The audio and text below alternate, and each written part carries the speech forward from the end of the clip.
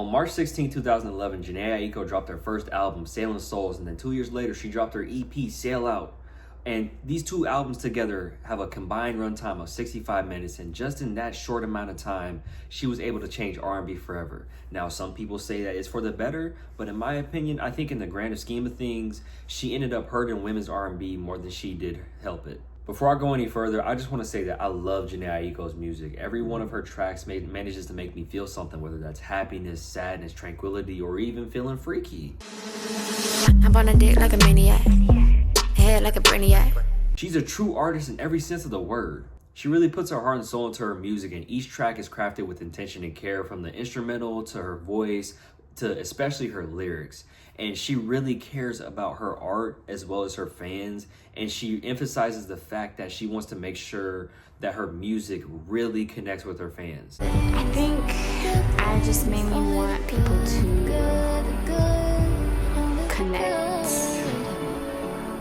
with the songs on this album and connect with me and just find themselves in these songs. That being said, I still have a huge issue with Sailing Souls and Sail Out, and it doesn't necessarily have anything to do with the albums themselves. It's just the fact that these two pieces of music were essentially the catalyst for Fettuccine Alfredo IG Story R&B, Single Mom Driving a Blown Out Altima R&B, and Mariah the Scientist R&B. I can never say that these two projects are bad, because that would just be straight up blasphemy, because to me, Sail Out and Sailing Souls are damn near perfect albums in my opinion. After Sailing Souls and Sail Out were released, it led to a bunch of artists trying to copy Jhené Aiko, but the juicy crab leg will always be better than the dry imitation package joint.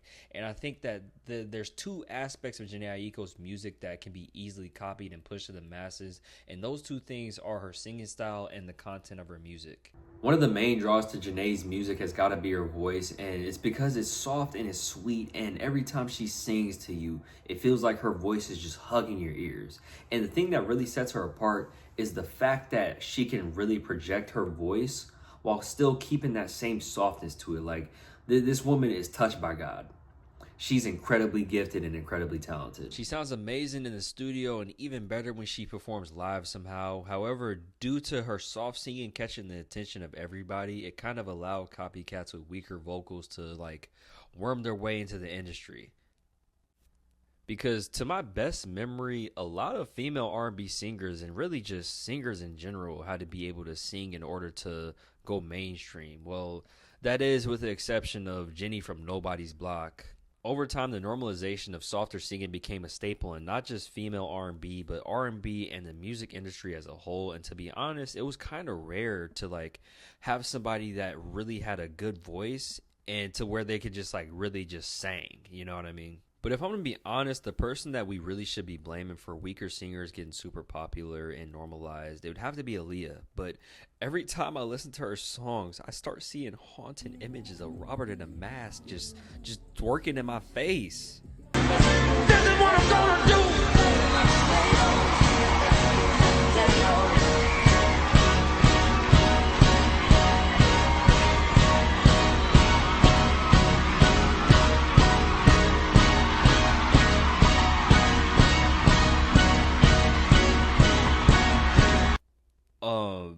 I was so sorry for making y'all watch that whole clip. I could have cut it. I really could have.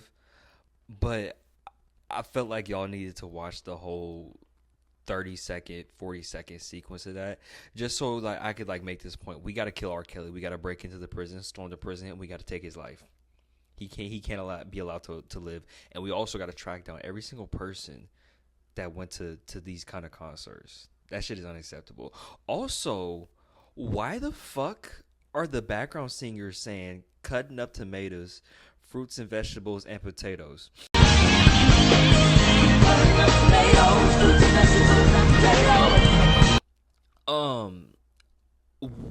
What the fuck is going on at these concerts? Never mind potatoes already being a fucking vegetable.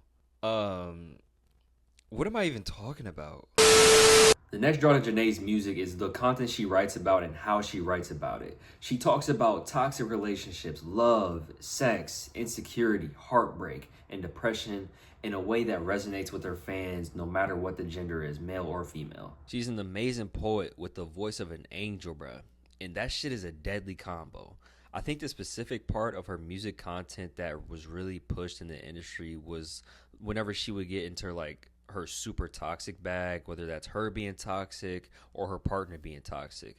And yes, I know that R&B has a lot of toxic content in its past and in the history of it, you know what I mean? But there was just something different that came after, like, after she hit the scene. And honestly, the blame doesn't even fully fall on her, because we got niggas like Aubrey and Abel that was doing their super duper toxic deal back in like the late 2000s and the early 2010s. But nonetheless, she still played her part in it, you know what I mean? That being said, the difference between Jhené and the people that came after her is the fact that they ain't have the pen like her, and they damn sure ain't have a voice like her, you know what I mean? So like, Jhené is incredibly introspective and relatable whenever she writes about bad breakups and whenever she's crashing out about some good dingling. Like, she just makes it sound so good, and it isn't corny, unlike her clones, you know what I mean? And with her voice and in tandem with like the lyrical composition and also like her production, bruh, because whenever, especially like later on into her career, her ear for being able to bring sounds together and combine it with her voice is top tier. It's unmatched. And like I said at the beginning of the video, she's a true artist in every sense of the word. And she isn't just like somebody who gets lyrics from other people and sings. She writes her own shit. And at this point, she's producing her own things. And she's able to really orchestrate everything that comes into her mind and put it onto wax, bruh. And these newer artists and the artists that came after her are not anywhere near her, you know, because it's like they don't have the true artistry and the true skills and the creativity in order to make a full song and to make a full body of music like she is. And while there may be clones of her that have a good voice like her, and there's clones that have good writing like her, and there's even some clones that have like both of those things together, but they pale in comparison. Up to this point, I've been talking about how Jhené Aiko's clones just can't compare to her, and I think it's time that we finally put names to these bad clones. The first three artists that I automatically think of whenever I think about bad clones of Jhené Aiko have got to be Doja Cat when she's trying to sing, Mariah the Scientist, and fucking Queen Naija. My God. These three examples took advantage of the current landscape of R&B and were able to find a niche in it, which, like, respect to them for being able to pimp the system, but it doesn't really take away from the fact that they pale in comparison to like Jhené. Doja really can't sing, in my opinion, and like, she can be a little corny with her writing, and she be calling her cavemen, she be fucking like, she be calling them niggas. She be calling white men niggas, and that just don't sit right with me or the ancestors. Queen Naija is, well, Queen Naija. I can't leave it at that, but like, she fully embodies the phrase fettuccine alfredo IG R&B, and I really hate to say it, but Mariah the Scientist is only at her level of like popularity and fame due to her being this fine ass, sexy ass, light skinned woman, and goddamn, she look good. But like, really, when it comes down to it, I think bad Jhené Aiko clones are really just studio singers. Singers that excel in the studio but not in a live environment, if that makes sense. And there's nothing wrong with that, but when it comes to true singers, these folks just really missed the mark, in my opinion. Now, I know I just bitched and moaned about how bad the artists that copy Jhené Aiko are, but there are good clones of her who take aspects of her music and do it in a way that's unique to their own sound, with artists like SZA, Kali Uchis, Orion Sun, Kalani, and Summer Walker. To me, I think they're good clones because they brought their own seasonings to the cookout. You know what I mean? They took the Jhené Aiko stir fry, crab boil, and they added their own seasonings to their plates whenever they made it, you know? And they're artists who can write good songs and sing softly while projecting their voices, or just flat out blow. Jhené Aiko is an angel and a goddess among humans, and especially whenever she's in the booth. You know what I'm saying? Because if she can make you feel such like healing vibrations and frequencies through her music, imagine how it would be when you're actually in her presence, bro. And I think that oh my God, I'm dying.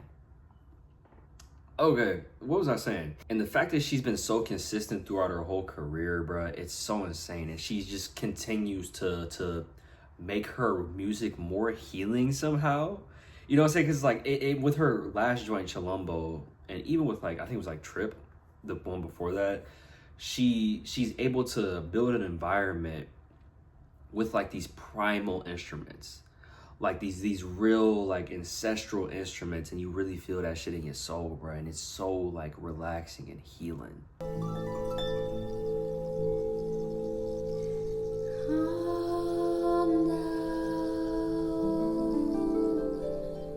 That's called motherfucking bars, nigga. You know nothing about that. I don't think there's anybody that can really copy that with like, because they don't got what she got, bro. They don't have her voice. They don't have her musical palette. They don't have her idea and like forward thinking of being able to put these sounds together and being able to evoke such emotions, both like with like the instruments and with her voice as well. You know what I mean? And it's just there's not very many artists out there like Jhené Aiko. You know what I mean? And we really get blessed anytime she hops on a track. But yeah, man, that's all I got to say.